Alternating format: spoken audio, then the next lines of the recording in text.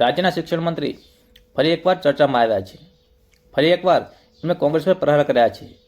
ચૈતર વસાવાના ગઢમાં નર્મદાની અંદર પહોંચ્યા, નર્મદામાં પહોંચ્યો અને ડેડિયાપાડામાં પહોંચ્યા. ગઢમાં ચૈતર વસાવા ધારાસભ્ય છે, ત્યાં પહોંચ્યા અને એક સંસ્થાના કાર્યક્રમમાં એમણે કોંગ્રેસ પર પ્રહારો કર્યા છે. અને શું કહ્યું છે શિક્ષણ મંત્રી, તેનો જવાબ કોંગ્રેસે આપ્યો છે. એમના વિશે આપણે વાત કરીશું. નમસ્કાર, હું છું આપની સાથે ભરત સબોસાણા.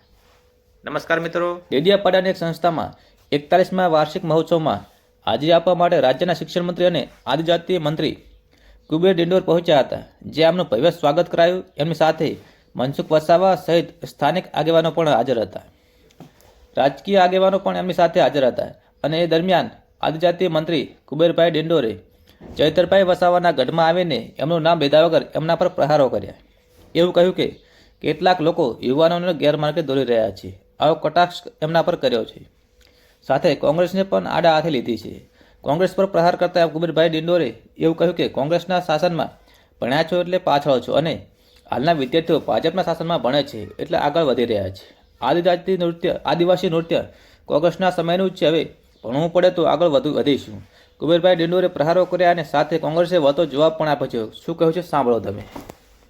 કોંગ્રેસના શાસનમાં ભણ્યા અને આ બધા મારે ભાજપના શાસનમાં ભણ્યા એટલે આ બધા આગળ વધવાના છે. આ કોંગ્રેસના શાસનમાં આપણે હતા. આદિવાસી નૃત્ય પણ આપણી સંસ્કૃતિ, આપણા સંસ્કાર, આપણી વિરાસત, અસ્મિતા, સ્વાભિમાન એને યાદ રાખવાનું છે, એમાં એને ભૂલવાનું નથી. એમો આદિવાસી હાથમાં દાર્યું ને કાનમાં ગુંજ્યા પણ આ કોંગ્રેસના શાસન વખતનું ગાયન છે.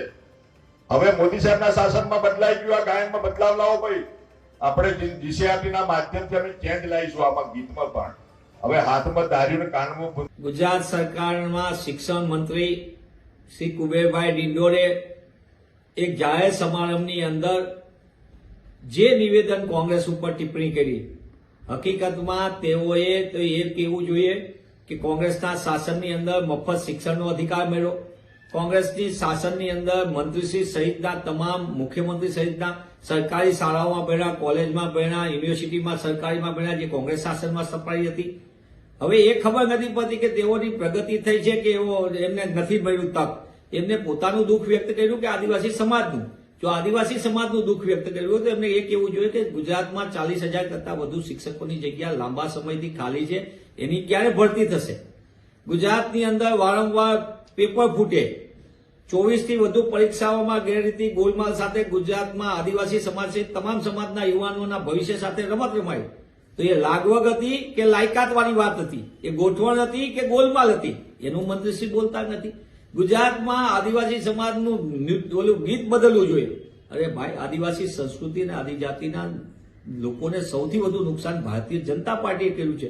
તો ભારતીય જનતા પાર્ટીની સરકારના મંત્રીશ્રી એ સ્વીકારવું જોઈએ કે તમે વનવાસી શબ્દ અને વનબંધુ શબ્દ બંધ કરીને આદિવાસી સમાજના શબ્દને સ્વીકારવા માંગો છો, એમના અસ્તિત્વને સ્વીકારવા માંગો છો કે નહીં? અન્ન નાગરિક યોજનાનું મોટાભાગનું અનાજ સગે વગે થાય અને ગરીબોના બાળકોને, આદિવાસી સમાજના પરિવારોના મોઢામાંથી અન્નનો કોળિયો ઝૂંટવાય, એની વાત નથી કરતા. મધ્યાહન ભોજનમાં મોટા પાયે ગેરરીતિને ગોલમાલ થાય. આંગણવાડીઓના બાળકોના મોઢાનું અન્નનું દૂધ હોય કે અન્ય વસ્તુ એ છીનવાઈ જાય. એના અંગે મૌન છો તમે. ગુજરાતની અંદર સૌથી વધુ મનરેગા હોય કે નકલી કચેરી હોય, આદિવાસી સમાજની વિકાસની યોજનાના નાણાં સગે વગે થાય. ભાજપા સરકારના મંત્રી એના વિશે કઈ બોલતા નથી. એમને કીધું કે કોંગ્રેસના શાસનની અંદર તમારી આગળ જે વાત કરવામાં હતી તમે પાછળ રહી ગયા ને હવે ભાજપમાં આગળ. અરે ભાઈ, કોંગ્રેસના શાસનની અંદર, રાજીવજીના સમયની અંદર સમગ્ર દેશની અંદર કોમ્પ્યુટર ક્રાંતિ, ઇન્ફોર્મેશન ટેકનોલોજી ક્રાંતિ અને ટેલિકોમ ક્રાંતિ આવી. અને એના કારણે આજે દેશની અંદર એના મીઠા ફળ જોવા મળે. વિશ્વ કક્ષાએ ભારતીય કોઈ નોકરી કરતા હોય તો એમાં સમગ્ર વિશ્વના નાગરિકોના 10 હોય એમાંથી 7 ભારતીય કામ કરે છે. એના અંગે આપ નથી બોલતા. અને તે સમયે તો તમે કોમ્પ્યુટર ને માઉસ કોંગ્રેસના શાસનમાં આપ્યા, કોમ્પ્યુટર ને કલમ કોંગ્રેસના શાસનમાં નીતિગત લાવ્યા. અને તમે તો ત્રિશુલ પકડાવનારા લોકો છો અને તમે આ સમાજના લોકોને આવી ઊંધી વાતો કરો છો. મંત્રીશ્રી, મૂલ્યાંકન કરો અને હકીકતલક્ષી વાત કરો કે ક્યારે શિક્ષકોની ભરતી થશે, ક્યારે આદિવાસી વિસ્તારની અંદર ડોક્ટરોની ભરતી થશે, પેરામેડિકલ સ્ટાફની ભરતી થશે, પૂરો પગાર ક્યારે અપાશે, આઉટસોર્સિંગથી ભ્રષ્ટાચાર ક્યારે બંધ થશે, મનરેગાનો ભ્રષ્ટાચાર ક્યારે બંધ થશે, નકલી કચેરીઓને તાળા ક્યારે લાગશે અને આદિવાસી સમાજને માન સન્માન ક્યારે મળશે? એ ભાજપ સરકાર અને મંત્રીશ્રી જવાબ આપે. નમસ્કાર. વિડીયોની અંદર નવા હોય તો વિડીયોને લાઈક કરી ચેનલ સબસ્ક્રાઈબ કરી નાખજો. નમસ્કાર.